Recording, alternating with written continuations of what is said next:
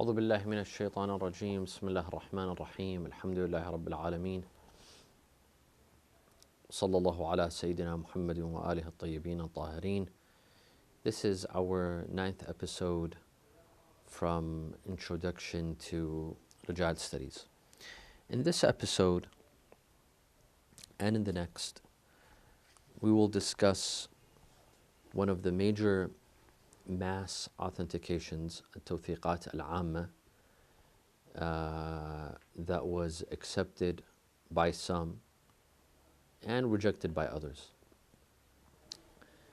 And this mass authentication revolves around the book Tafsir Ali ibn Ibrahim Al Qumi.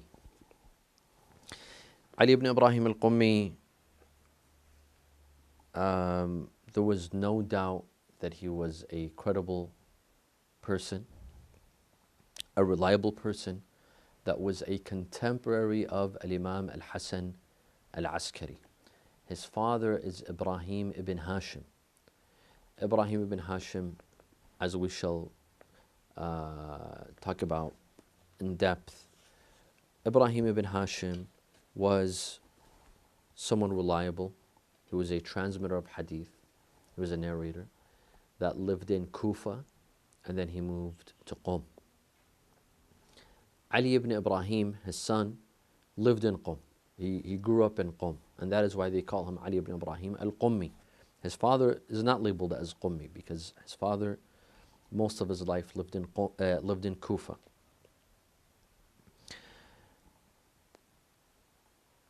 So Ali ibn Ibrahim is the author of his famous tafsir, Tafsir al-Qummi.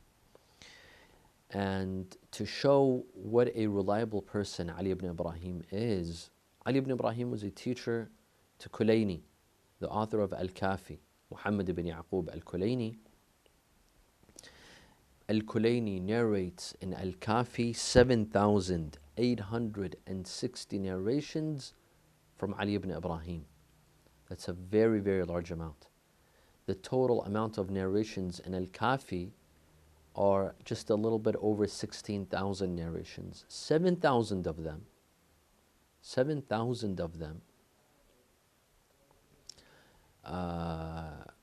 almost half of Al-Kafi is narrated by Ali ibn Ibrahim. Now, if you refer to Rijal al-Najashi, Fihrast al-Tusi, and other books, you will find that Ali ibn Ibrahim was credible, he was reliable, they all praise him, and there's no doubt that he was someone who was reliable and credible. Ali ibn Ibrahim is known for his tafsir, known as Tafsir al-Qummi. We'll say something about the tafsir, and then we'll talk about where we may benefit from Tafsir al-Qummi, the mass authentication. First of all, Tafsir Ali ibn Ibrahim al-Qummi, most of it is narrations of Imam al-Sadiq. Most of it is from Imam al-Sadiq, and most of those narrations that Ali ibn Ibrahim mentions are from his father, Ibrahim ibn Hashim. Ibrahim ibn Hashim has many narrations in his son's book, Tafsir al-Qummi. And Ibrahim ibn Hashim, most of his narrations are from Muhammad ibn Abi Umayr, one of the companions of the Imams. Now, one of the merits of Tafsir al-Qummi is that it is one of the oldest tafasir that we have. One of the oldest books of tafsir that we have is Tafsir Ali ibn Ibrahim al-Qummi. And the beauty about it is that it is all narrations of the Ahlul Bayt. It is the Ahlul Bayt that are explaining and translating the Quran. So Ali ibn Ibrahim collected these narrations, mostly by Imam Sadiq, that explain the holy verses of the Quran in his book Al-Tafsir. Now I'd like to stop at his father Ibrahim ibn Hashim. Ali ibn Ibrahim is the son of Ibrahim ibn Hashim. And many of the narrations in his book are from his father Ibrahim ibn Hashim. Ibrahim ibn Hashim has lots of narrations. In fact, according to Sayyid al-Khoi, that Ali ibn Ibrahim narrates from his father Ibrahim ibn Hashim 6,214 narrations. 6,214 narrations. That's a very big number of traditions that Ali ibn Ibrahim narrates from his father Ibrahim ibn Hashim. Now, Ibrahim ibn Hashim is not only the sole narrator in Tafsir al-Qumi, but also in Al-Kafi and in other books, mainly in Al-Kafi. But who is Ibrahim ibn Hashim? Who is Ibrahim ibn Hashim? And is he reliable or is he not reliable? Now, Shaykh Tusi says that he was a companion of Imam Rida, and he was a student of Yunus ibn Abd al-Rahman, one of the close companions of Imam Rida.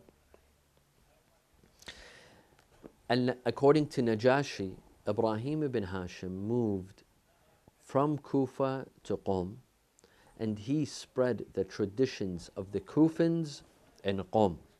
Now this is very, very important. This is very, very important. Why? Because the problem with Ibrahim ibn Hashim is that no one has stated he is thiqah, he is credible, he's reliable.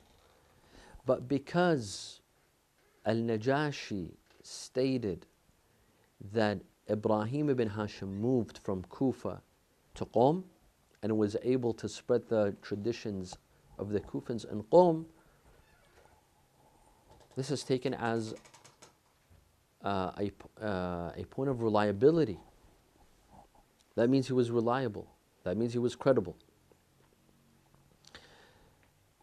Ibrahim ibn Hashim, unfortunately, has been attacked numerously. And some of our brothers and sisters, Sunni brothers and sisters, they say that he was unreliable, he was a liar, and your books, you the Shia, your books are filled with the traditions of Ibrahim ibn Hashim. So basically, they view Ibrahim ibn Hashim the same way we view Abu Hurairah. Abu Hurairah, who lived with Rasulullah less than 2 years. He saw Rasulullah for less than 2 years, but he narrates narrations more than all other narrators, which raises many doubts and questions regarding Abu Hurairah. How did he narrate so much from Rasulullah while he only saw him for less than 2 years? Imam Ali alayhi salam, who lived with Rasulullah his entire life for over 30 years, he doesn't have as many narrations as does Abu Hurairah. So, Shia scholars, they raise doubts regarding Abu Hurairah, that many of his narrations have to be fabrications and they have to be lies. They can't all be accurate because it's impossible for him to narrate so many narrations from Rasulullah. Our Sunni brothers and sisters, they say that, well, if we have Abu Hurairah, of course they don't deny the credibility of Abu Hurairah. They say, well, you have Ibrahim ibn Hashim. Ibrahim ibn Hashim has narrated thousands of traditions on the authority of the Ahlul Bayt, and you, in your books, there's no testimony to his credibility, that he was reliable. True, no one from the Rijalin said he was thiqah, as in reliable, but that doesn't mean he wasn't reliable. Salman al-Farisi, who was definitely reliable, you won't find in our books that one of the Rijalin says he's thiqah, credible. Why? Because he doesn't need it. He doesn't need it. Imagine right now, during our times, someone writes a paper or writes a biography of, for example, Samahat Sayyid Sistani. And in his biography, he says Sayyid Sistani is a credible person, he's truth-telling, and he's reliable. That's an insult to Sayyid Sistani. He's above He's above these qualities. You don't even need to say that he was reliable or credible, right? Some people, some narrators, some transmitters, you don't need to say regarding them that they were credible or trustworthy. It is enough that Ibrahim ibn Hashim moved from Kufa to Qum during the times of the Ash'aris, Al-Ash'ariyin, and he came and he spread the narrations of the Kufans in Qum. And this was a big deal because the Qummis, Al-Ash'aris, they were very strict in the matters of traditions. If you were not reliable, they're not going to let you come and spread traditions and narrations in their city. Not only if you might be reliable, but if you rely on unreliable sources, they're not going to let you come and spread traditions in their city. Several people were kicked out of Qum during that time, during the time of Imam al-Rida, Imam al-Jawad, Imam al-Hossein Al-Askari, Imam al-Hadi. During that period, that clan of Al-Ash'aris that lived in the city-state of Qum, they were very strict in when it came to traditions. Anyone who relied on unreliable sources and transmitters, they would kick him out of Qum. So imagine Ibrahim ibn Hashim came to Qum and he spread the traditions of the Kufans in Qum. وقال وأصحابنا يقولون, this is النجاشي, وأصحابنا يقولون أول من نشر حديث الكوفيين بقوم هو. The first person to spread the traditions of the Kufans in Qum was Ibrahim ibn Hashim. That means he was reliable according to the Qummis, to the Ash'aris, who were very strict. And for someone to be reliable in their eyes, that means he was truly reliable. Because they were very strict when it came to Rijal, when it came to traditions. They would not accept traditions from anyone who is unreliable. So this is one proof and evidence that Ibrahim ibn Hashim is reliable. Although I'm going off topic, this doesn't have much to do with Tafsir al-Qumi. This has to do with the father of Ali ibn Ibrahim, the author of Tafsir al-Qumi, Ibrahim ibn Hashim. But this is quite important. So this is one. Two, Ali ibn Ibrahim, who is reliable himself, he narrates many traditions from his father in his tafsir. And not just in his tafsir, but in other books. As I mentioned, that Ali ibn Ibrahim relies on his father in over 6,000 traditions. He narrates 6,000 traditions from his father. So this is another proof and evidence. Third, Al-Kulayni himself, Muhammad ibn Yaqub Al-Kulayni, who is reliable himself, who's thiqa, there's no doubt regarding the reliability and credibility of Kulayni. Kulayni himself narrates thousands of traditions from Ibrahim ibn Hashim. And you have to keep in mind, Al-Kulayni, when he wrote his Al-Kafi, he didn't just write a collection of ahadith. His book was meant to be implemented by the Shia. It was basically like Al-Rasal Al-Amaliyah, a fiqh manual that we have today by Maraja. Al-Kulayni wrote this book for it to be implemented by the Shia, for it to be practiced by the Shia. Why would he narrate thousands of traditions from someone who is not reliable, or in his eyes is not reliable? That means by narrating thousands of traditions by Ibrahim ibn Hashim, that means he considered him reliable. Also, As-Sayyid ibn Tawus, in his book Falah al-Sa'il, he narrates a tradition that has Ibrahim ibn Hashim in the Isnad, and then he comments on the tradition. He says, وَرُوَاتُ الْحَدِيث ثُقَاتٌ بِالْإِتِّفَاقِ. The transmitters of this hadith are all credible according to all scholars, bil-ittifaq. Basically, he says there's a consensus that the narrators, the transmitters of this hadith are all reliable. So, having said that, there's no reason for us to doubt the authenticity, the credibility, the reliability of Ibrahim ibn Hashim, the father of Ali ibn Ibrahim al-Qummi, the author of Tafsir al-Qummi. Now, let's come back to our main point regarding Tafsir Al Qumi. Ali ibn Ibrahim, the author of Tafsir Al Qumi, in his introduction, he says, وَنَحْنُ ذَاكِرُونَ وَمُخْبِرُونَ بِمَا يَنْتَهِي إِلَيْنَا وَرَوَاهُ مَشَايِخُنَا وَثِقَاتُنَا عن الذين فرض الله طاعتهم وأوجب رعايتهم ولا يقبل العمل إلا بهم. Basically, Ali ibn Ibrahim, in this introduction, he's authenticating the narrators and the transmitters in his book, Tafsir al-Qumi.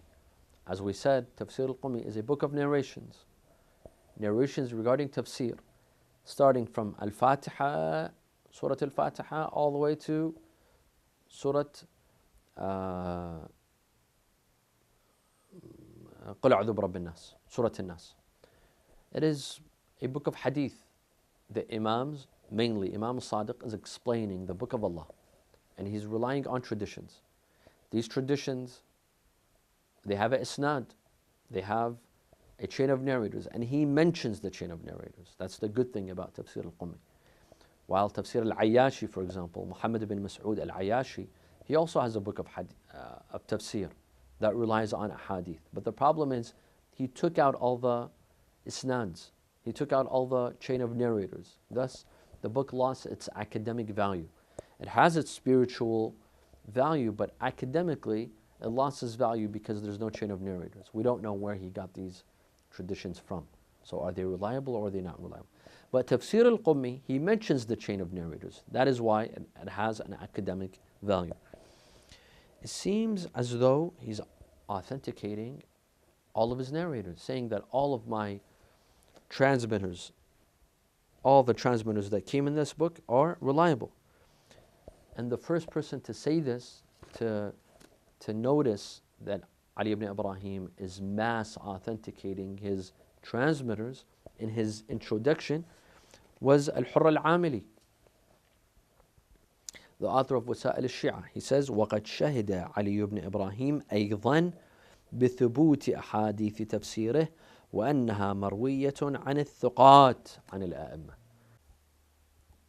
So just like Ibn Qawlawayh in his Kamil al-Ziyara, in which he authenticated his narrators in his introduction, in which we talked about thoroughly in the past episode, Ali ibn Ibrahim, according to Al-Hurr al-Amili, he's authenticating his narrators. And from the contemporary scholars who agreed with Al-Hurr al-Amili and say that Ali ibn Ibrahim indeed he's authenticating all of his narrators, was Sayyid al-Khoi. Sayyid al-Khoi, he insisted upon this opinion that anyone mentioned in Tafsir al-Qumi, and there are up to 270, as we shall mention later on, over 270 narrators have been mentioned in Tafsir al-Qumi. All of these narrators are authentic. All of them are credible. All of them are reliable, according to Sayyid al-Khoi.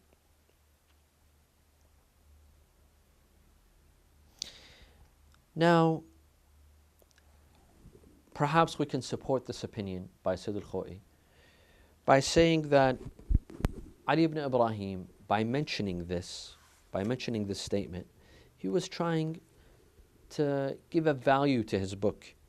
وَنَحْنُ ذَاكِرُونَ وَمُخْبِرُونَ بِمَا يَنْتَهِي إِلَيْنَا وَرَوَاهُ مَشَايِخُنَا وَثُقَاتُنَا. We will mention narrations that reached us through those that are reliable, through those that are credible. Basically, he wants to give value to his book. He wants to say that my book is authentic, my book is reliable. And how can he give authenticity to his book? If all of the narrators, if all of the transmitters of his book are reliable and are credible. So it's logical that that is what he means by this statement, because this statement is ambiguous. What is he trying to say? So according to Al-Hurr Al-Amili, Sayyid Al-Khoi, he's authenticating, he's saying that all of my transmitters are credible. Why? Because he's trying to give value to his book. So it only makes sense. First of all, we could say that he's not trying to say everything in my book is authentic. Yes, he's trying to give value to his book. He wants to say that my book is valuable. But he's not trying to say that everything in my book is authentic and it's valid and it's been stated by the Imams. No. No, not at all. This is not what he's trying to say. Or at least we raise doubts. Is that what he's trying to say or not? Hence, here there are two possibilities, two popular possibilities, two popular opinions regarding the statement by Ali ibn Ibrahim al-Qumi. وَنَحْنُ ذَاكِرُونَ وَمُخْبِرُونَ بِمَا يَنْتَهِي إِلَيْنَا وَرَوَاهُ مَشَايِخُنَا وَثُقَاتُنَا. We will tell you the narrations that reached us by our teachers and our reliable sources. One opinion is that he's saying everyone in the book is reliable. His teachers, the ones that he narrates from directly, they're called mashayikh, teachers, and everyone else. So for example, if Ali ibn Ibrahim, he narrates a narration from his father, Ibrahim ibn Hashim, who's his direct teacher. And Ibrahim ibn Hashim relies on Muhammad ibn Abi Umair. And Muhammad ibn Abi Umair relies on a third source, and that third source narrates from Imam al-Sadiq. Who is he authenticating? Ibrahim ibn Hashim only, or Muhammad ibn Abi Umair and the other source as well? The first opinion says he's authenticating all of them. He's trying to say that all of them are reliable. The second opinion says no. He's only saying that my teachers are reliable. ما رواه مشايخنا وثقاتنا. My teachers and my reliable sources. And here it doesn't mean another thing. It's basically an adjective. My teachers and my reliable sources. It's one and the same. This is the second opinion. And if that's the case, if he's only authenticating his teachers, then we're only going to benefit a mass authentication for maybe 30 people or less than 30 people. While if we say that it's a mass authentication for everyone in his book, then we're going to receive a mass authentication of over 270 individuals. But the problem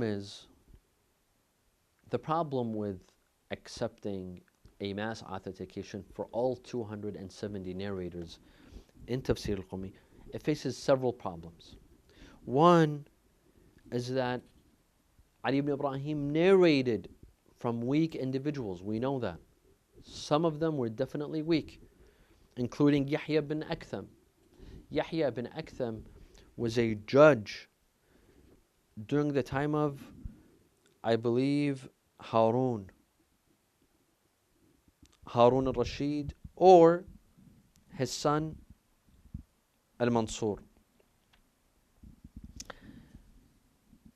So, or I'm sorry, Al-Mansur is the father of Harun. He was a judge, basically, to the corrupt government. Definitely unreliable. He narrates from him. Not only that, but he narrates from certain wives of Rasulullah that we know for a fact is unreliable. Of course, some of the wives of Rasulullah are reliable without doubt. Khadija, Salama, Mariya. But Rasulullah had wives that were not reliable. Tafsir, Ali ibn Ibrahim, he narrates from them. So this is the first problem. A second problem is that Al-Najashi and Shaykh al-Tusi, they say regarding some of the transmitters of Ali ibn Ibrahim that they're unreliable. We don't know for a fact that they're unreliable, but according to Al-Najashi and Shaykh al-Tusi, they say they're unreliable. The first problem is that we know for a fact some of them are unreliable. The second problem is that according to An-Najashi and Tusi, that some of them, I don't know how many, but some of them are unreliable. So how can Ali ibn Ibrahim authenticate all of his transmitters when some of them were known to be unreliable? The third problem is that Ali ibn Ibrahim, if he's authenticating all of his transmitters who are 260 or 270, let's say 260, let's underestimate. That means he knows these 260 individuals and he knows for a fact that they are all reliable. That's a big number. If you ask me, how many reliable people do you know? If I ask you, how many reliable people do you know? You can't mention more than 30, 40, 50, 100. 100 people that are reliable for a fact.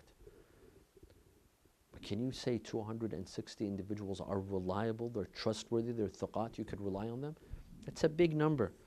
So to say that Ali ibn Ibrahim is saying all of the narrators in my book are reliable, all 260, it's a bit of an exaggeration. So most likely he wasn't trying to say that.